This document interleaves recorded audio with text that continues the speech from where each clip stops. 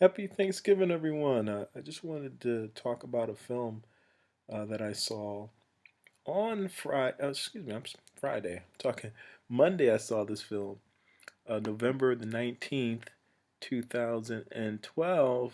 The House I Live In. The House I Live In is a documentary about the drug war, or the so-called drug war in the United States. And when I saw the previews, I was kind of torn about seeing the film because I didn't really know what story they were going to present here. So when I saw the documentary,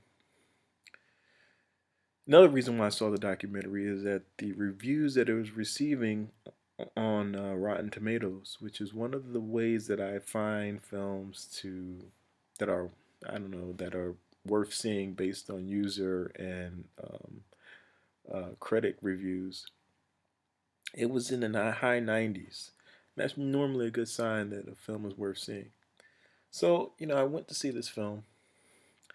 And I have to just want to talk about my impressions about the film.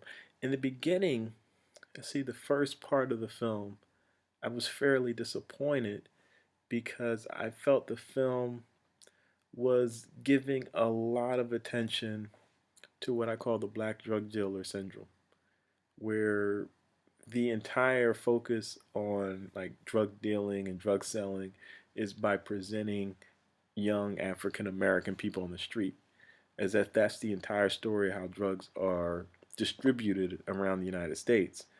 And I was a little bit annoyed by that. So in the beginning of the film, I wasn't enjoying it. They also gave a lot of attention to the creator of The Wire. The creator of The Wire, his name is David Simon. They gave a lot of attention to him. And I never watched the show The Wire. I've seen a few clips on YouTube.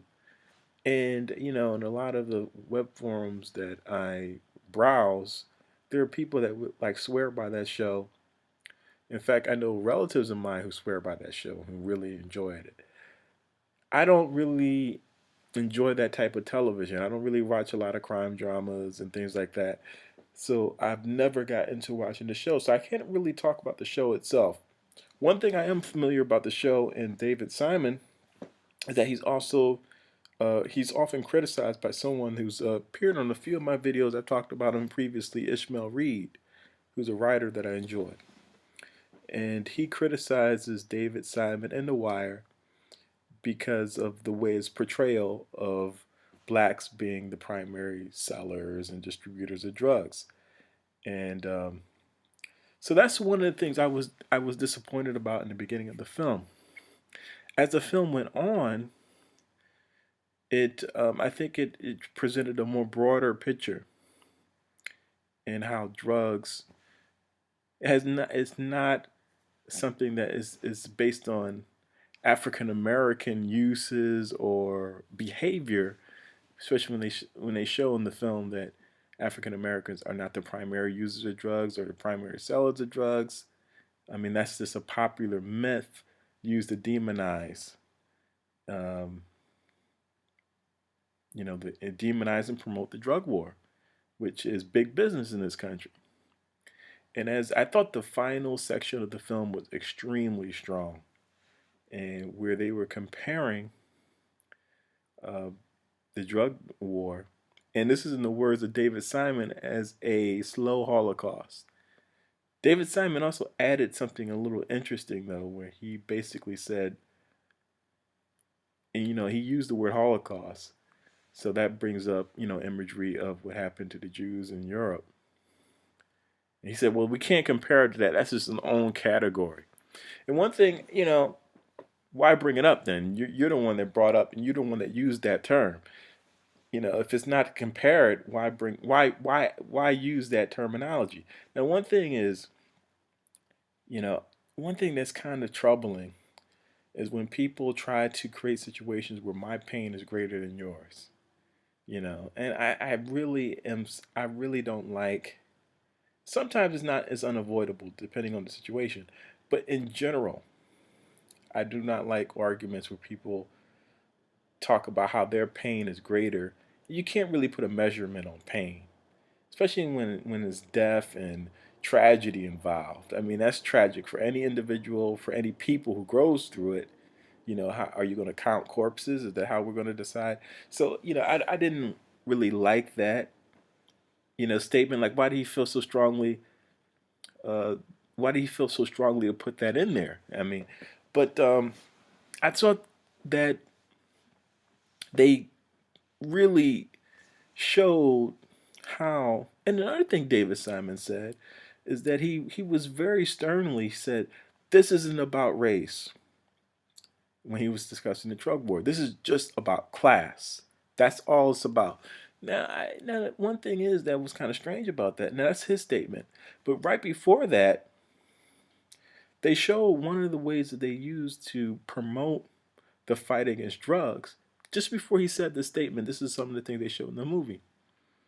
They showed that back in California, they outlawed opium. The reason how they were able to push that and promote it with the general population, despite opium being a primary product that was used by a large number of people, is they attached opium use to the Chinese. They talked about how they were able to work to outlaw cocaine and to demonize cocaine use by attributing it to African Americans. The use of a cocaine was attributed to bad behavior in African Americans.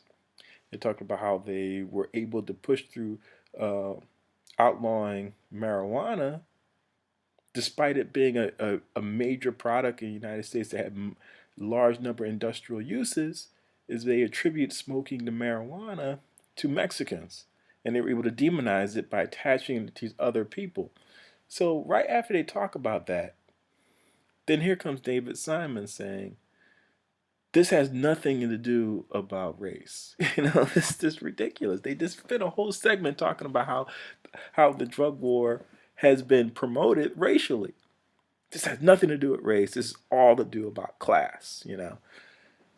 So if there's any issues that I have with this film, which I think overall is fairly a decent documentary. Maybe, on a 1 to 10, I'll give it a 7 or 8. It's worth seeing.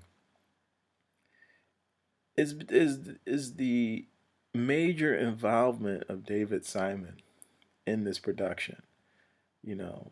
He's an expert on this because of his involvement in The Wire and being an investigative reporter.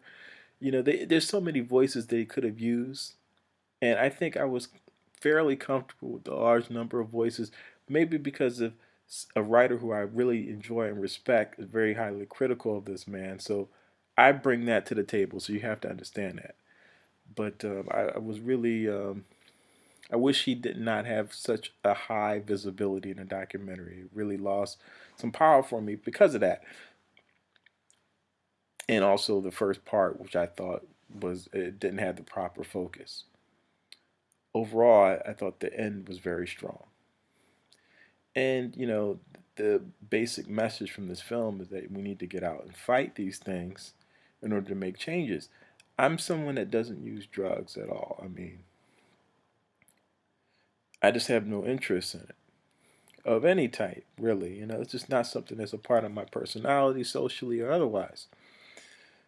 But I don't think the demonizing and putting it in the hands of law enforcement, which is, and as has really been point, but I wish I remembered this gentleman's name that was in the film. I might be able to find it. But he talked about the public health implications of drugs and that it's a health issue, but we made it a criminal issue. And he probably was the strongest personality in the film. I wish I see his face, but I don't remember his name. Uh, but I thought he was the strongest individual in the film and really made the strongest points. I don't know what it's going to do to change this, because another thing they talked about in the film is how politics, where the political culture in the United States, you can't get too far unless you go hard on drugs and show you how tough you are on drugs and drug users and drug takers. Despite, the number of people who do dabble in drugs in this country, that is the public narrative that the people I don't know, expect. I think if you ask people individually, do they think this is right, they probably would say no, you know, especially considering the histories of a lot of the people in this country and their casual uses of drugs. You know, so many of the people could be prosecuted in this country, probably the large number of people because of their past drug use. So that, I mean, I think there's a lot of questions, and that's a positive thing about this film.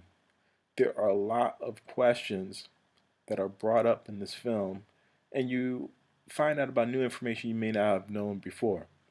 So it is worth seeing. One thing that really bothered me about experiencing this film, it has nothing to do with the film itself, other than the other issues I talked about, is that the theater that I went to, there was two individuals that are sitting in front of me, and they talked throughout most of the film. Every time something happened on the screen, they had to make a comment to their to their buddy about what they just. I mean, it's ridiculous. I actually got up and moved, and um, and that's the one thing about film. So this is at an art house theater. Now, one of the things about the art house theater that is very comfortable, and I've talked about this in past videos, is that you have people that really respect the film experience, and talking and a lot of other things are not really tolerated.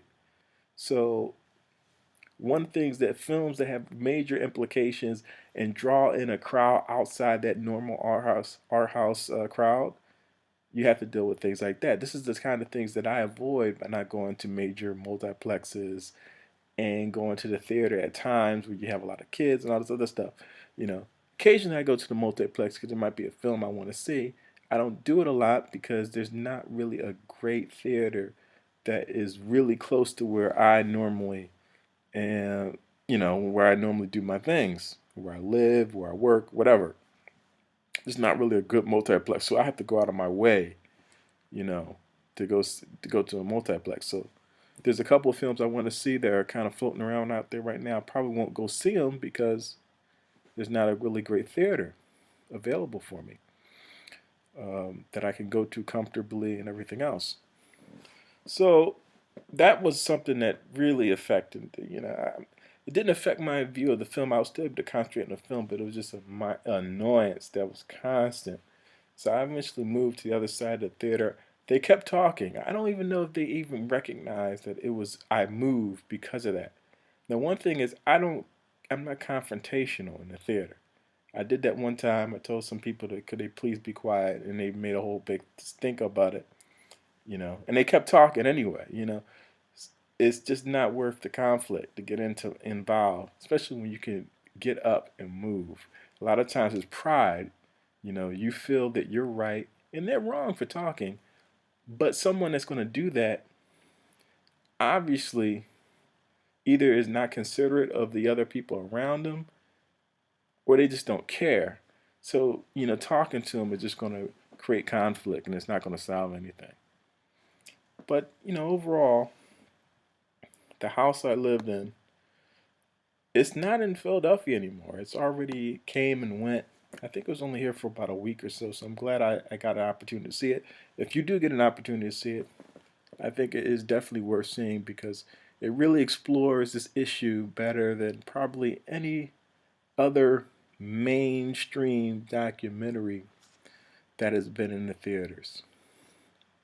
Peace and happy Thanksgiving, everybody.